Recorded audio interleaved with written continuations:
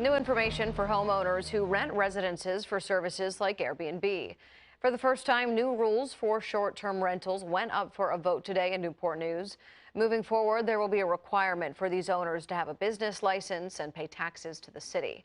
10 on your side's Bret joins us live now from Newport News. So, Bret, what else have you learned about these new requirements for these residences?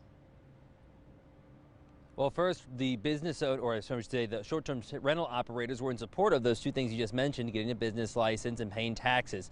However, they weren't in support of everything that happened tonight. Newport News City Council really passing two things. One, they made short-term rentals legal, at least into the code. They say that they weren't legal up until this point. They just weren't enforcing the issues or unlawfully operating business in a home unless there was a complaint. But the real issue many people here had tonight was a 4-3 passed vote by City Council that put rules on those short-term rentals, many rules that some who came and spoke said would put them out of business. City Council chambers was filled tonight with people mostly against, again, those rules the city was proposing. Mainly they were upset with the rule that states that an operator must live in the home they plan to rent. Many who attended tonight say they own properties that they went, bought, and fixed up solely to operate as an Airbnb or Vrbo. Now, this is not a rule that's currently in place in Norfolk and Virginia Beach, the two other large 7 cities that have put regulations into place. The city, however, said they wanted to strike a balance to make sure that full neighborhoods wouldn't be consumed by rental properties. This is another issue that Virginia Beach and Norfolk have tried to tackle before council passed tonight's final vote on the regulations. City Manager Cynthia Roth said they would only continue to enforce this new law if they received complaints. Here's what Greg Garrett, owner of Garrett Realty, had to say following the vote.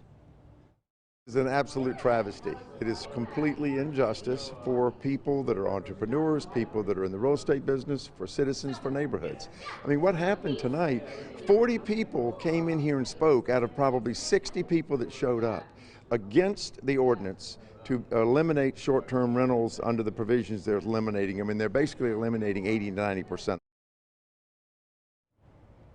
Now, there was one person who spoke in favor of stronger regulations on short-term rentals, and that was the president of the Newport News Hotel Association. She says that the short-term rentals, Airbnbs, Vrbos, they've caused lots of competition on the hotel industry that's already suffered because of the COVID-19 pandemic, and she believes that there needs to be more rules that allow them to be subject to many of the rules hotels have to operate under.